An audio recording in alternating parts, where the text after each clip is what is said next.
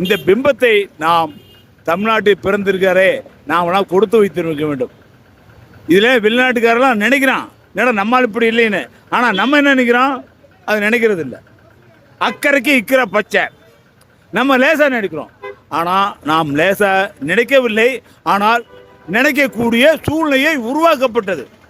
அந்த சூழ்நிலையை உருவாக்கப்பட்டதை நம்மை போன்ற உண்மையாக அவரை நேசிக்கக்கூடிய நண்பர்கள் அதை என்ன செய்ய வேண்டுமோ அதை வழியை ஒருமுகமாக, ஒரு நினைப்பாக, ஒரே முனைப்பாக செய்வீர்களானால் சிவாஜி தான் தமிழ்நாடு, தமிழ்நாடு தான் சிவாஜி என்பதை ஆக்கப்பூர்வமாக சொல்லிக் கொள்கின்றேன். இதில் எந்த மாற்றம் கிடையாது. ஒவ்வொரு வீட்டிலும் அவர் உண்டு. எந்த வீட்டிலும் இல்லை என்று சொல்லுங்கள், நான் அந்த காதை அறுத்துக்கிறேன்.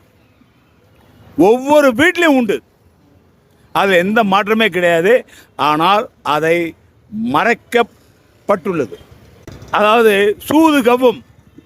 ஆனால் சூது கவ்வினாலும் உண்மைதான். உண்மை மெதுவாகத்தான் போகும், ஆனால் நிலையாக நிற்கும். பொய் வேகமாக போகும், ஆனால் எங்கே நிற்கிறது யாருக்கும் தெரியாது.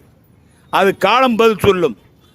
அண்ணன் சிவாஜி அவர்களுக்கு காலம் காத்திருக்கிறது, நிச்சயமாக காத்திருக்கிறது என்பதை உறுதியாக சொல்லிக் கொள்கிறேன். ஏனென்றால் அவர் ஒவ்வொரு மனிதனும் இருக்கிறார், மனசுலையும் இருக்கார், வீட்டில். அதில் எந்த மாற்றம் கிடையாது. நம்ம செய்ய வேண்டிய கடமை அதுதான். நீ நான் என்ன செய்யணுமோ அதை செஞ்சீங்கன்னா அது நிச்சயமாக அவரை நாம் உச்சத்துக்கு, அதாவது குன்றின் மேல் விளக்காக ஏற்றி வைக்கலாம்.